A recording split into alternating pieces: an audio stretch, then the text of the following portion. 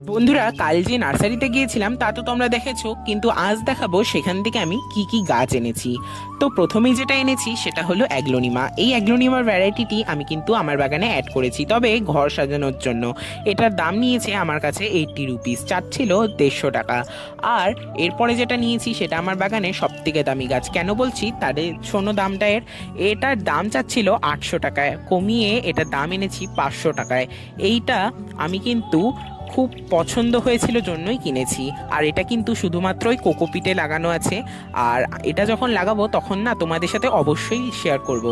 আর তোমাদেরকে বলেছিলাম যে আমি কিন্তু ইনডোর গাছ বা অন্যরকম গাছই নিতে গিয়েছি, কোনো রকম ফুল গাছ নেব না। কিন্তু এই ফুল গাছটা দেখে নিজেকে আর সামলাতে পারিনি। এটা হলো চন্দ্রমল্লিকা। চন্দ্রমল্লিকার এই কালারটি আমার বাগানে ছিল না, তাই দেখতে পেয়ে আমি আর নিজেকে সামলাতে না পেরে গাছটাকে কিনেই নিলাম। তবে এর ছোট চারা ছিল না, তাই আমাকে বড় চারাটাই নিতে হয়েছে।